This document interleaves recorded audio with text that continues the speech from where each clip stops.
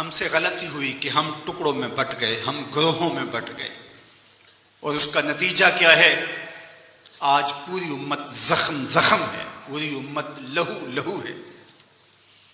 کہا تمہاری ہوا اکھڑ جائے گی اگر تم نے اللہ کی رسی کو چھوڑ دیا، تم نے رسول کے دامن کو ترک کر دیا، تم گروہی تقسیمات پہ یقین رکھنے لگے، تم نے 1.5 اینٹ کی مسجد کھڑی کر لی، تم تقسیم در تقسیم کے عمل سے گزرتے رہے، تم امت سے فرقہ،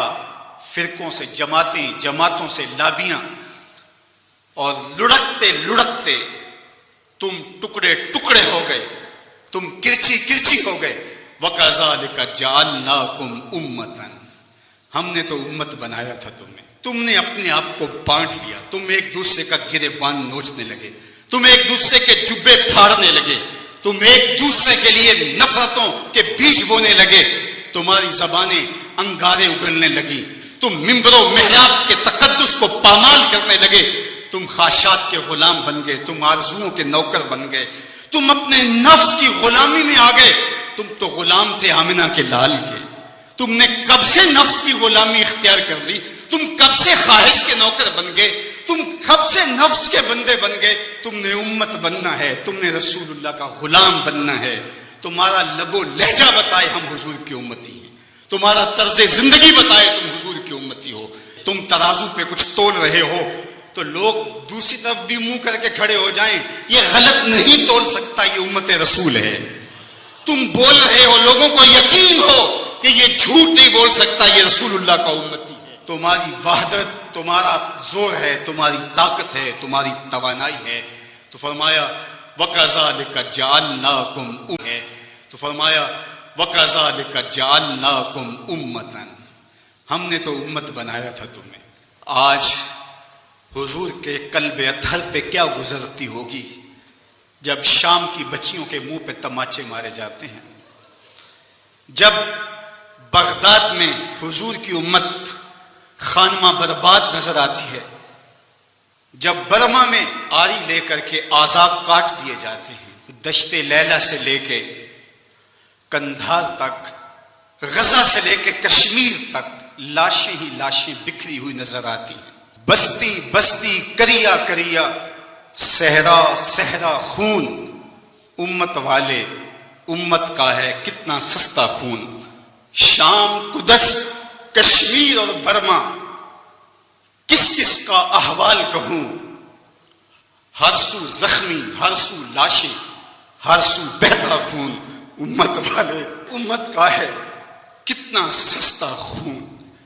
آج امت لہو لہو ہے، اس پوری کائنات میں 1 انچ بھی جگہ ایسی نہیں ہے جہاں آتش و آہن برستا ہو اور وہ کفار کی سرزمین ہو۔ جہاں بھی خون بہتا ہے وہ بستی مسلمانوں کی ہے، جہاں لاشیں گرتے ہیں وہ گھر مسلمانوں کا ہے، جہاں عصمتیں لٹتی ہیں وہ خطہ مسلمانوں کا ہے۔ یہ ہمارے گناہوں کی سزا ہے جو ہم کاٹنے پہ مجبور ہیں، اور جب تک ہم امت نہیں بنتے تب تک رسوائیاں ہمارا مقدر ہوں گی۔ قوت عشق سے جب دہر میں اجالا نہیں ہوتا تو پستیوں کو بلندیوں سے بدلنے کا قرینہ آپ نہیں سیکھ سکتے۔ نام محمد کو تھام کر کے امت کی وحدت کے تصور کو اجاڑ کے حضور کا پاکیزہ وجود جو امت کی وحدت کا ضامن ہے، اس سے بے لوث محبت کا رشتہ اور الفت کا ربط جب تک مضبوط نہیں ہوتا تب تک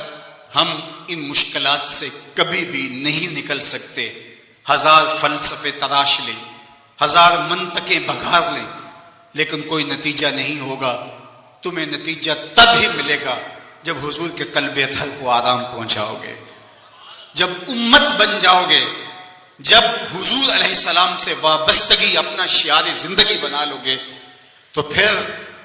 دہر میں اجالا اور روشنی حضور علیہ السلام کے نام کے صدقے سے نصیب ہوگی، اور تقدیر کا قاضی تمہاری سزائیں معاف کر دے گا، اور پھر نتیجہ تمہارے سامنے اس صورت میں نمودار ہوگا کہ تم بحر و بر کے مالک ٹھہرو گے، اور کائنات کے اندر حضور کے ساتھ وفا کے رشتے کے نتیجے کے اندر لوح بھی تمہارے ہاتھ میں ہوگا، قلم بھی تمہارا ہی مقدر ہوگا۔ لیکن شرط یہ ہے کہ تم صحیح معنی کے اندر امت بن جاؤ۔ وَأَنْتُمُ الْأَعْلَوْنَ إِن كُنتُم مُؤْمِنِينَ، یہ میرے رب کا وعدہ ہے، اور میرے رب کے وعدے سچے ہوتے ہیں۔ کہا تم ان کے